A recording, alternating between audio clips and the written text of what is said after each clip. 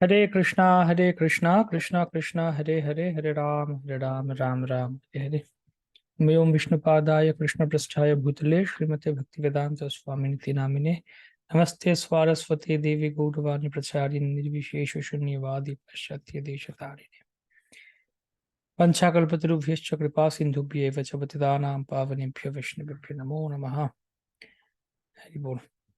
So welcome to Srimad Bhagavatam study. Today we are studying Canto 1, Chapter 3, text 16 onwards. So from in Canto 1, Chapter 3, we have been studying that how 22 incarnations, Lilavataras of the Supreme Personality of Godhead are being described here. 22 incarnations. Out of that, we studied till 15.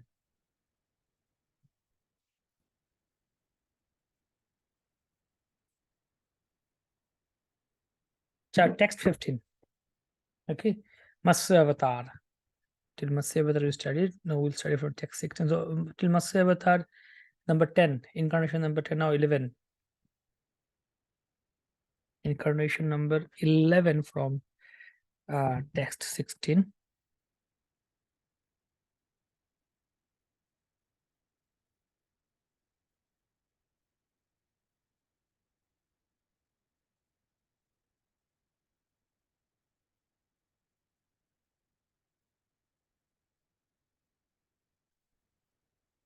Okay. Surasuranamudadhim mathata mandarachalam dadre kamatharupena prishtha ekadashe vibhu. So in the 11th incarnation, Lord was in the form of a tortoise, Kurma, whose shell served as a pivot for the Mandarachal hill, which was being used as a churning rod by the theists and atheists of the universe. So theists are the devotees, devatas, demigods, and atheists are the asuras. So Prabhupada's unique way of saying. So in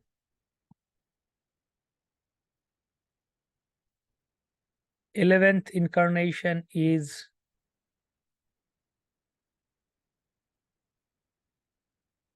Kurma avatar, and activity is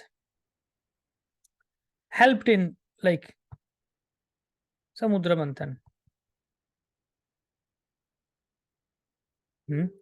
And reference about him we can get from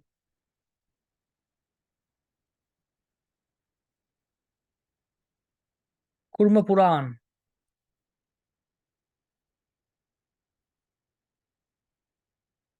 Kurma Puran, whole Puran is there. And from there we get detailed description of Kurma Deva.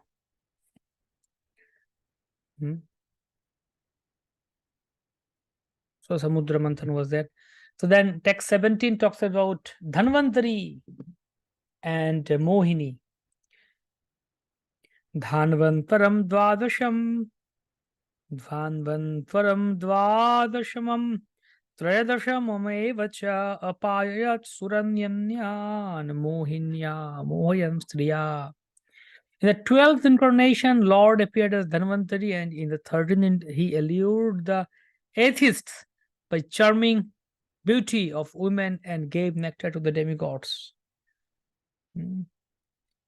to drink. Dhanvantari is the founder of Ayurveda.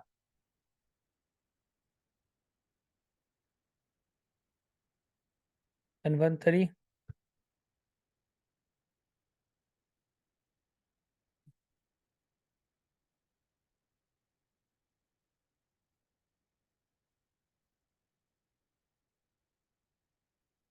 and the reference about him we get in Srimad Bhagavatam 8.8 to 9 chapter. chapter 8.8 to 9. Actually, both of them will get like this. 13 is Mohini. Mohini, and activity is she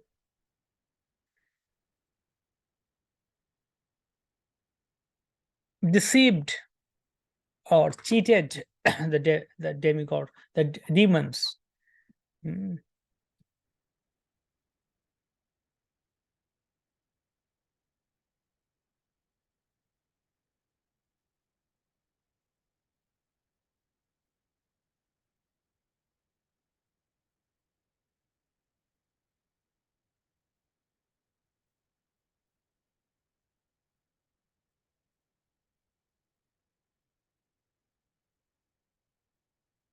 Reference for both we get in Srimad Bhagavatam chapter 8 to 9.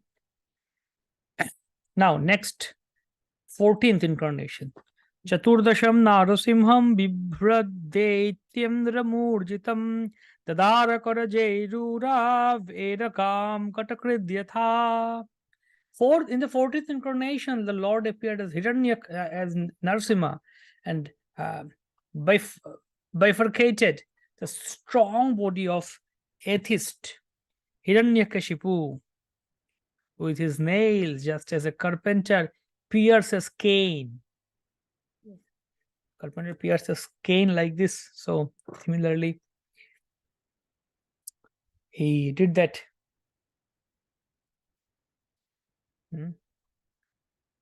Dalita Hiranyakashipu Tanubhringam.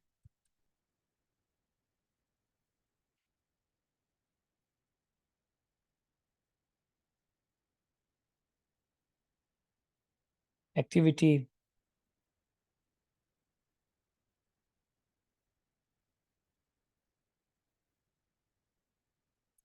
Till Hiranyakashipu saved Prahlad.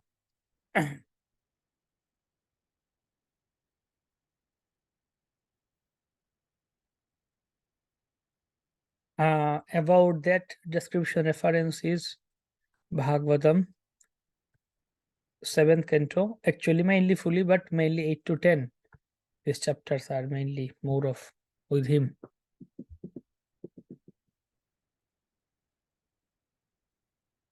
Now in Panchadash. Panchadasham Vamanakam Kritva Gadadhvaram Valehe Padatrayam Yachamanaha Pratyaditsyustripishtapam. In the 15th incarnation, the Lord assumed the form of a dwarf Brahmana and visited the arena of sacrifice arranged by Maharaj Bali.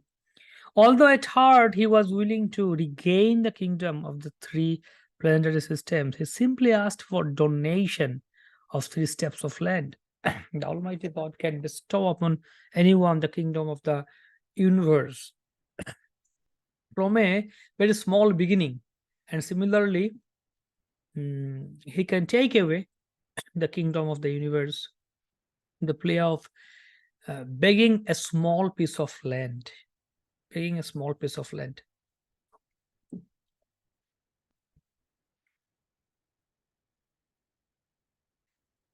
In the plea of begging a small piece of land. The Bhavan Dev. Keshavadhrita Vamana Rupa Jaya Jagadisha Hare. So next is 15th is Vamana. Activity is took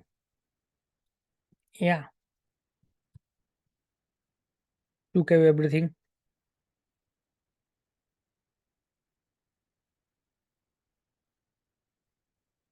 From Bali Maharaj, and reference for that we get in Bhagavatam 8th canto 8.70 to 23.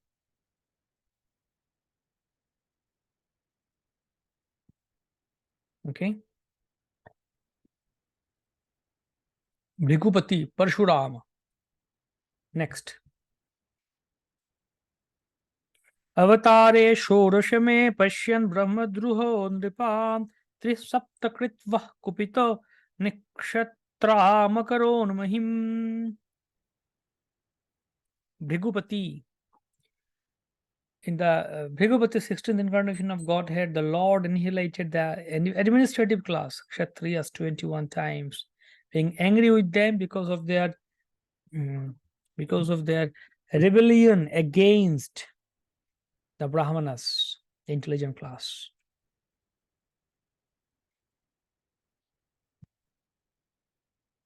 So that is 16th Parshuram.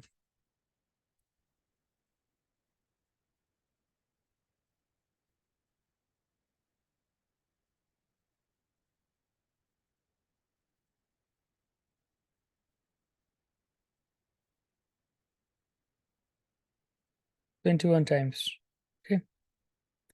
And the reference for that we get in 9.15 to 16. Ninth canto, chapter 15 and chapter 16 talks about that. Parshurama.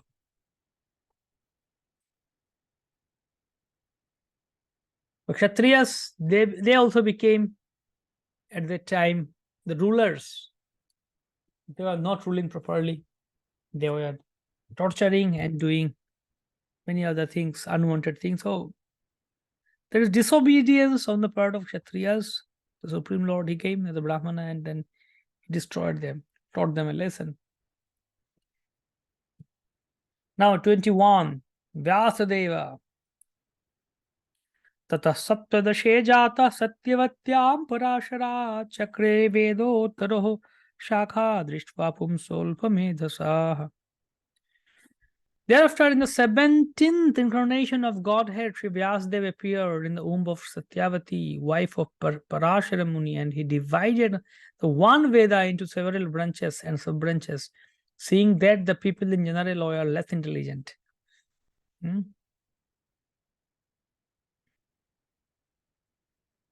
Vyasadeva appeared in the womb of Satyavati, wife of Parashara Muni, and he divided the one Veda into several branches and sub-branches, seeing that the people in general are less intelligent. Vyasadeva.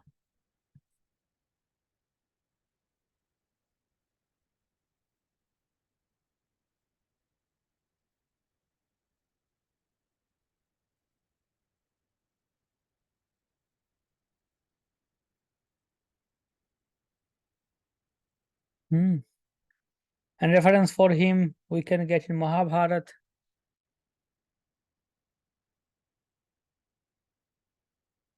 Mahabharata Adi Parva, chapter 62.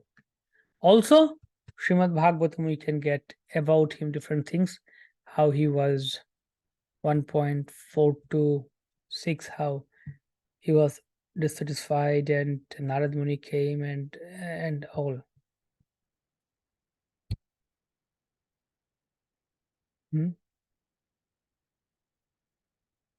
So Dvijabandhus and all. In Kali Yuga, everybody, like we don't have pure Brahmanas, and also for them, Vyasdev gave us Mahabharata, and easily he gave Puranas.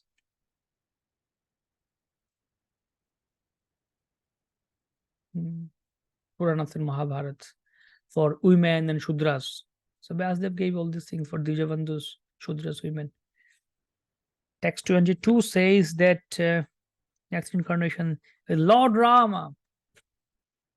Naradeva Pamapanya Surakarya Chikirshaya Samudra Nigrahadini Chakre Viryanyatah Param. In 18th incarnation, the Lord appeared as King Rama in order to perform some pleasing work for the demigods.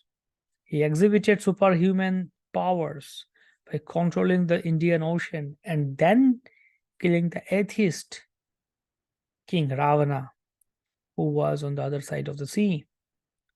He killed Ravana.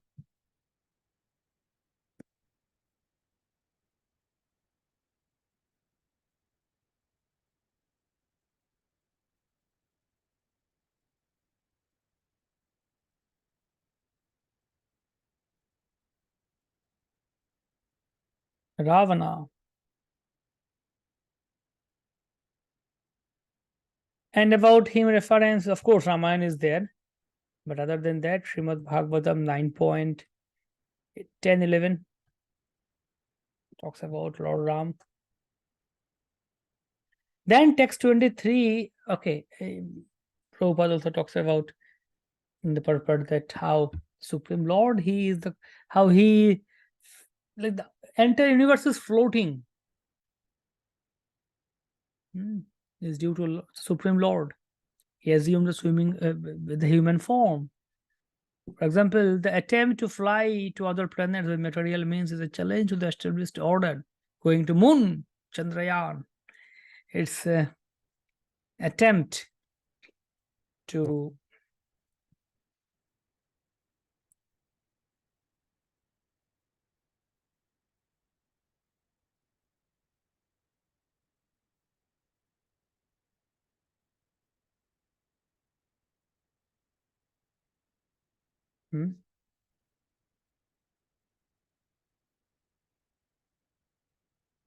challenge the established order. The conditions of each and every planet are different.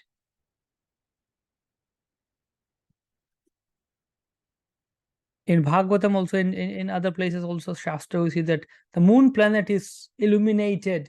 Moon god Chandradev stays there, and the inhabitants of moon planet are such highly qualified and everything, such great souls. And here we go to moon, we claim that we are going to moon with some machine, with some vehicle, rocket, and then we get some stone, we see some desert, some stone, that's all. How does it match with Shastra?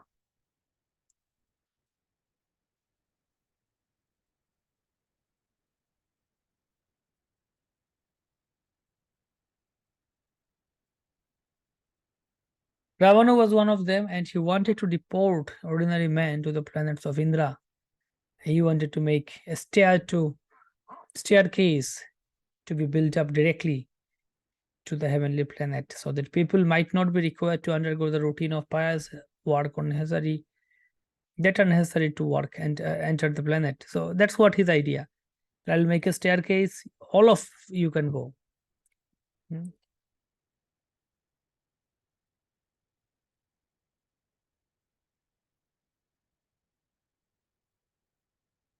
How Lord Ram, he made a bridge on the ocean. Stone was floating. So Lord Ram showed that he can do something extraordinary. Ravana tried also to do some superhuman activity by making a staircase for heaven. He was not successful.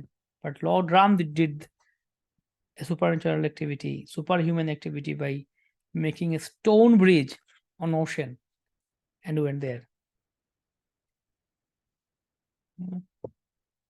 Now in 19th, एकोनविंशे विंशति में वृष्णिषु प्राप्य जन्मनि Ramakrishna Viti भुवो भगवान हरद्भरम.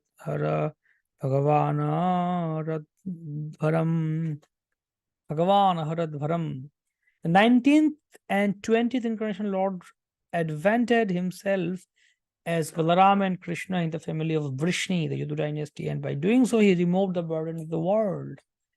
So now comes 19 and 20.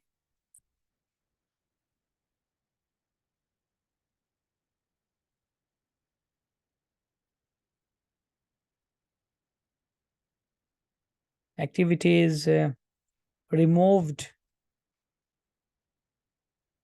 burden of earth, and we get reference about them in 10th canto.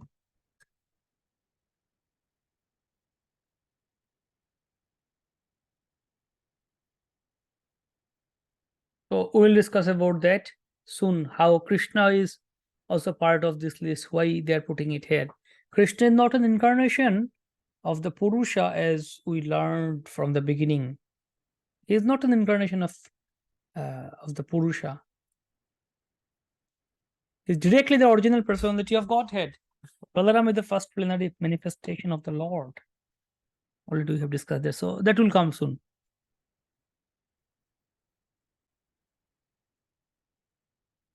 Now comes Lord Buddha.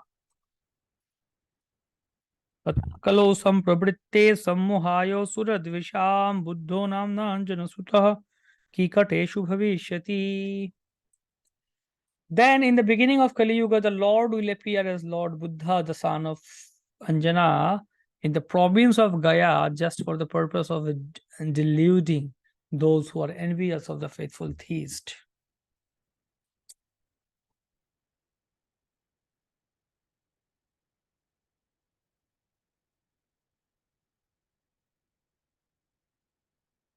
So now text this is 21.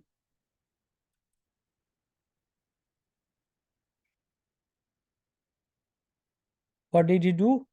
Lord Buddha came in Gaya for the purpose of deluding those who are envious of faithful theist.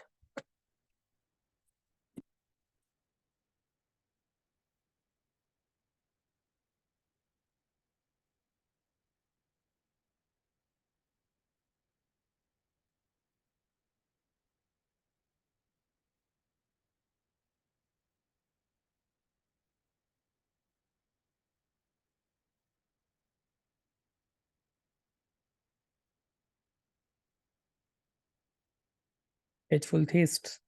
And about him, we get a reference in Dashavatara Stotram.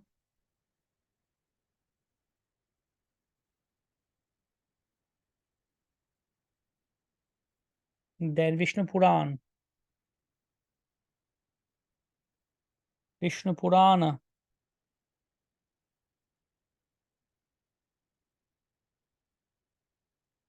Third part.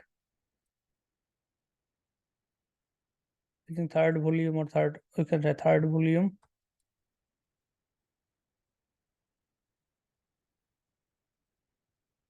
'17, 18.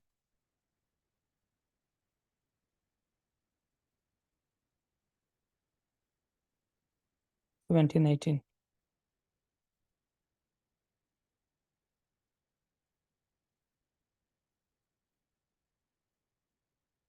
And also we see about him in Agni Puran, Vayu Puran, Skanda Puran. There also.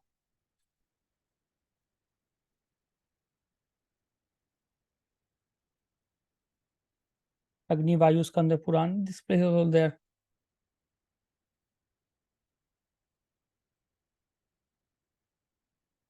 And other books also there. Amar Kosh, first chapter.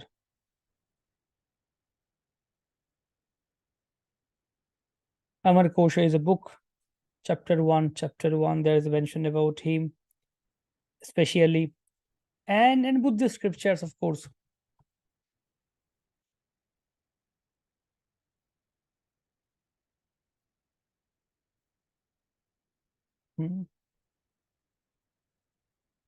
Lots of things are there about him. So Buddha Dev, Lord Buddha, yeah, so Prabhupada is saying that was his mercy, that he made the nasty atheists into theists. But there is another description that Vedona Maniya Buddha Hoilo Nastik. His followers, they don't follow him completely. Even Lord Buddha also. Means his followers, they don't follow him fully. So they became atheists. So on the play of Vedic sacrifice, every place was practically turned into a slaughterhouse, and animal killing was indulged in unrestricted way. Lord Buddha preached non-violence, taking pity on the poor animals. People are more atheistic. So then he made them theistic by making them follow him.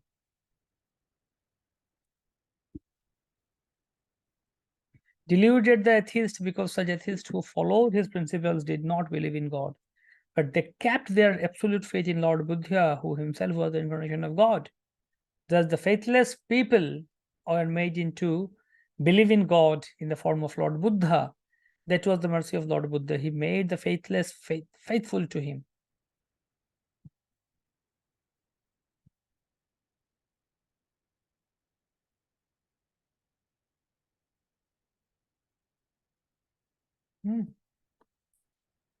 The killing of animals before the advent of Lord Buddha was the most prominent feature of society.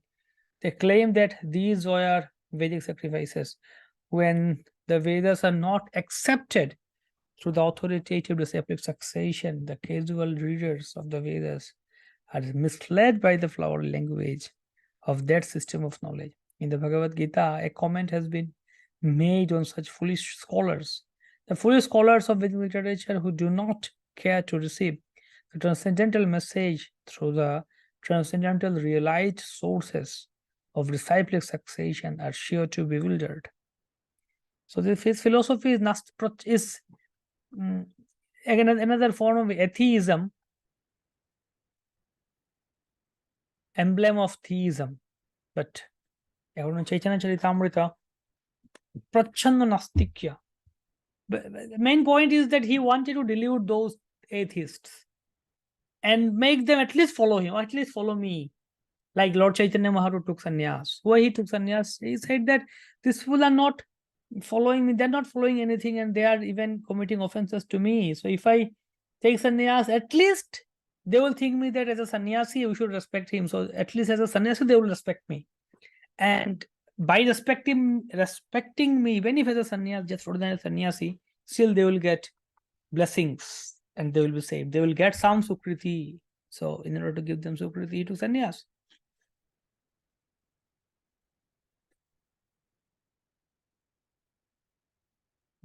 Animal killing.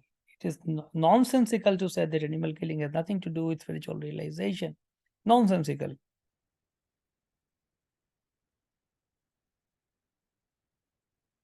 That was discussion with Chand Kazi. Chand Kazi, between Chand Kazi and Mahaprabhu, discussion was there. At another episode. Wonderful. See, technically, Lord Buddha's philosophy is called atheistic because there is no acceptance of the Supreme Lord, and because that system philosophy denied the authority of Vedas. So is Buddhist philosophy is atheist, but Lord Buddha wanted to make them theist. You see the whole two ways.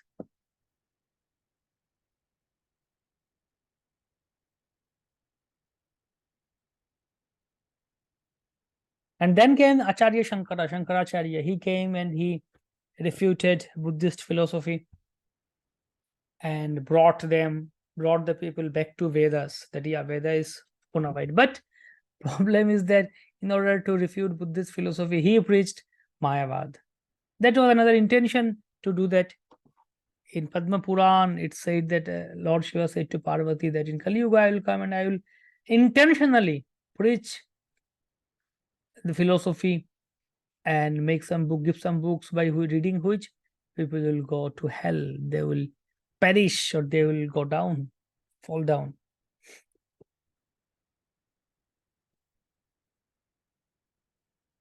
Okay. So now in next text 25 talks about Kalki. अथासो युग संध्यायाम दस्यु प्रायेषु राजसु जनितो विष्णु यशसो नामना कल्किर Jagatpati. Thereafter, the conjunction of two yugas, the Lord of the creation will take his birth as the Kalki incarnation and become the son of Vishnu Yasha. At this time, the rulers of earth will have degenerated into plunderers. Plunderers.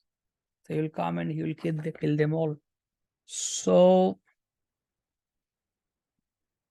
Kalki Dev is 22. Kalki Dev, and activity is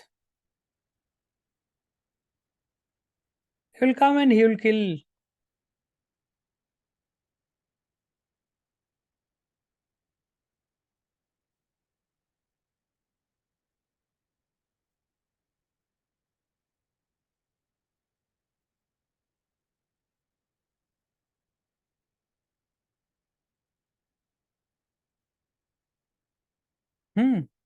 and reference is Bhagavatam 12.2.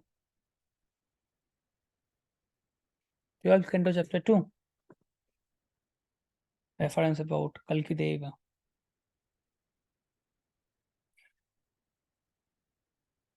So all these predictions will come true. His father's name, Vishnu Yasha, a learned Brahmana, and the village Shambhala are also mentioned as above mentioned. All these foretellings will prove to be factual in chronological order. That is authority of Srimad Bhagavatam. The end of Kali Yuga, he will come.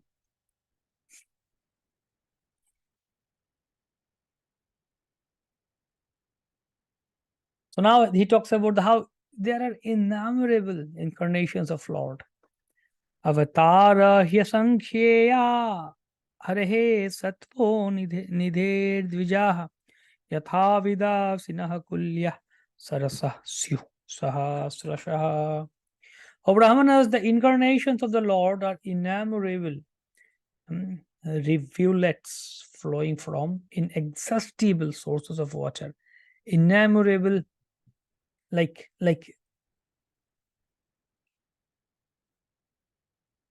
asankhya, sattva nidhe, of the ocean of goodness.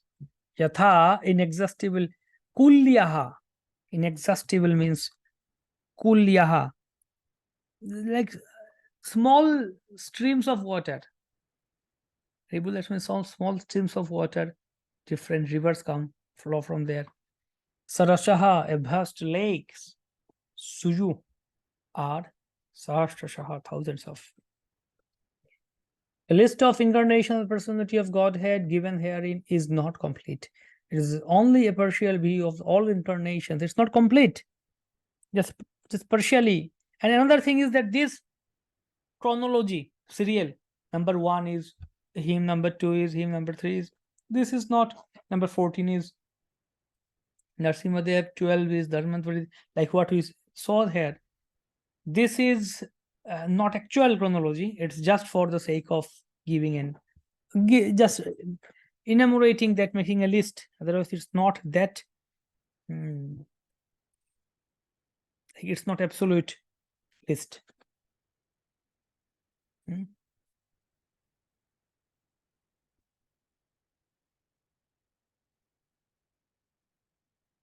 So from 6 to 25, we read that.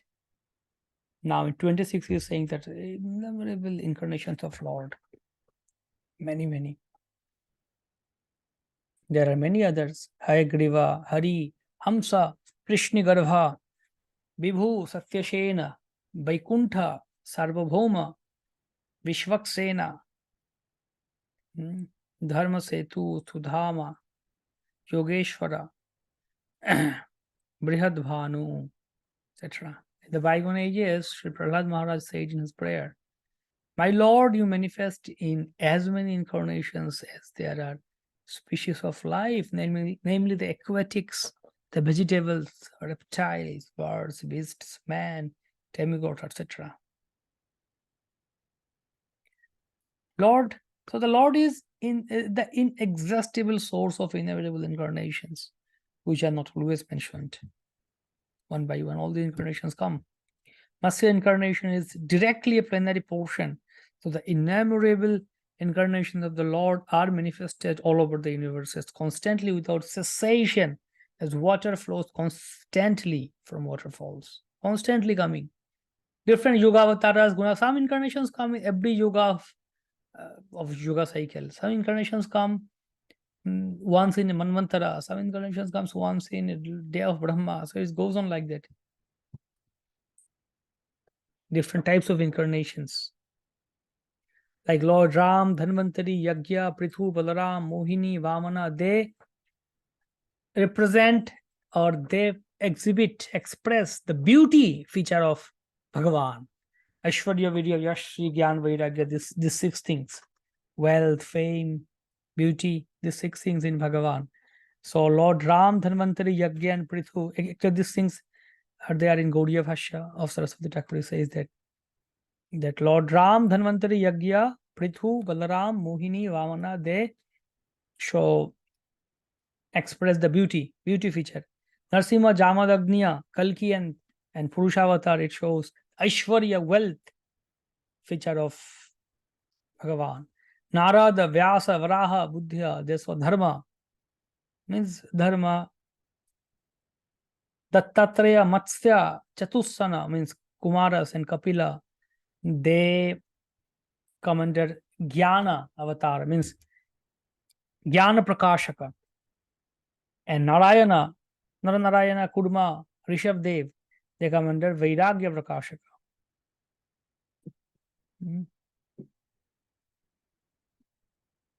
So now he talks about Vibhuti in text 27.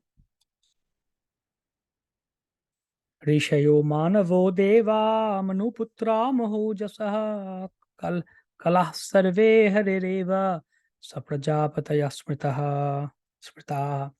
All the rishis, Manus, demigods, and descendants of Manu who are spatially powerful, or plenary portions, or portions of the plenary portion of the Lord, these also include the Prajapatis. Prajapatis are also there. So there are two types, like Vibhuti, those who are comparatively less powerful are called Vibhuti, and those who are comparatively more powerful are called Avesha incarnations, like Prithu and all. Shaktyavesha.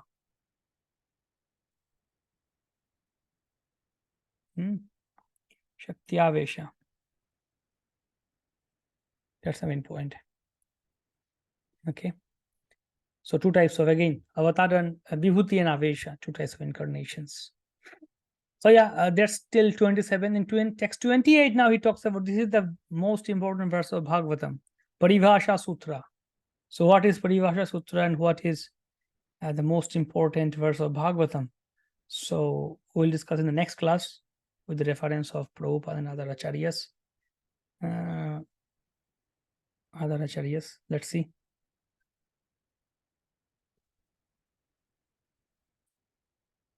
Very good. So we'll see in the next class in details what is Paribhasha Sutra and all. Okay. Dhanyavat Pranam.